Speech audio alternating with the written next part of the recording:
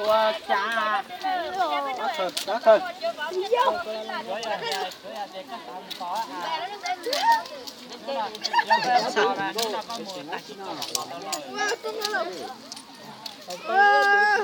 Lại rồi.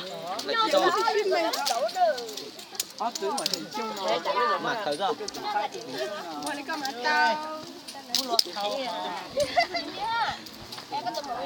Có chỉ đúng sâu nữa. Tập quá.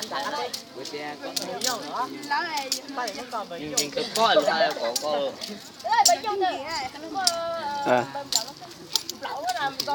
Chứ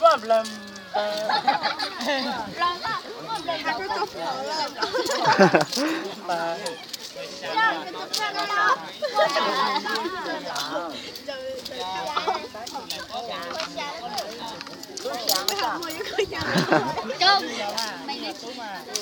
mình đã chỉ lấy chỉ xanh à.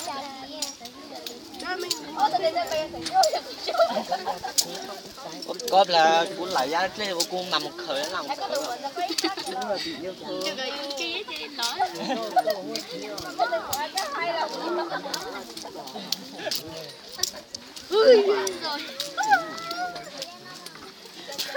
mình thay cơ bác khởi thì em tức khởi bây giờ bác khởi còn đó tới tăng mùa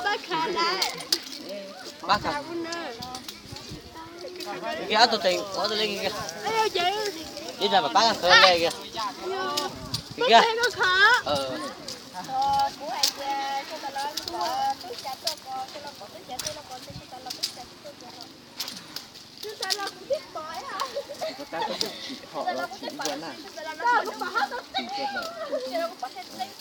chúng ta là có thanh nhiệt có hả chúng ta có thanh nhiệt chắc là mìnhจะชื่อcha xuống yên ha chỉ bóc con à tôi có tầm huê luôn đi ha đào bò đi ha không có lê không ê cái chỉ cho cá ta đi ê ở số ê có bông hết hả là bò số là xuống ta cha chỉ cho cá lờ lúc mà nhìn thôi mua xíu cho mình nhìn thôi là chỉ cho chân à ê té ở có ta xuyên lấy tiếp một lần cho ấy xây dựng nó cái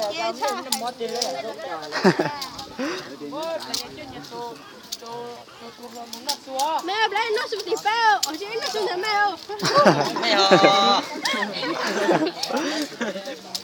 hàng lấy nó xuống thì mèo muốn ăn trên đây chỉ một sao mua bấy mua tiền là mấy tao bây giờ tôi lại bỏ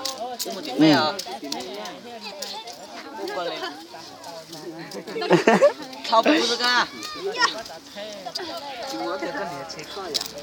đi xe à thì nhớ xe đã đau rồi mà khờ sao cái chia hạt thấy nó cũng chuyện thấy nó con một cần tới hình cho à cái cần tới chơi cái nhìn chân chơi hơn cho nó đâu ấy chứ không luôn nè không tao muốn thì thấy ra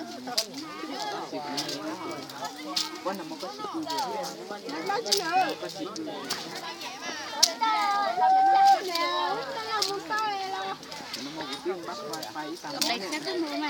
nó thầy có chơi chơi muốn thà rồi chơi cha cũng bên gió cha của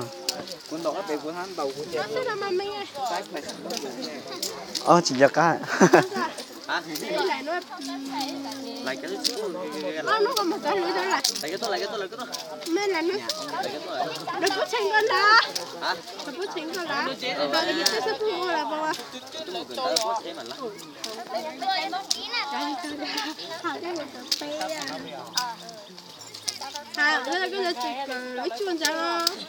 chừng cờ ha cái lấy chỉ áp bây giờ nó chỉ là hai à lấy chỉ áp cái lấy chỉ áp sáu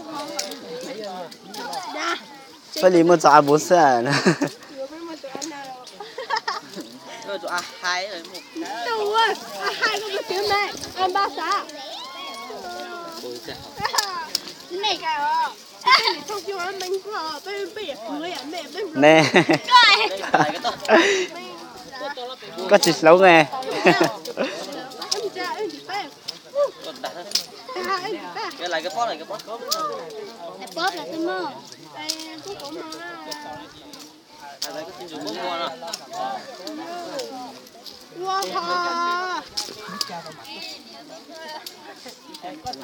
Nè. Lại lên nè. ok thì ạ Cha tôi lại chân chút xíu à. Nước chả mới là lại tôi nước chả thế. Dạ nước cho à. Nước cho mới lại thì u là. Cái nào? Tôi chỉ mua tự lo tự mua cha. Nước cho thì mới lại thì tiếng một con nói rồi. Nước cho bên lại uống xoài. Mấy anh ăn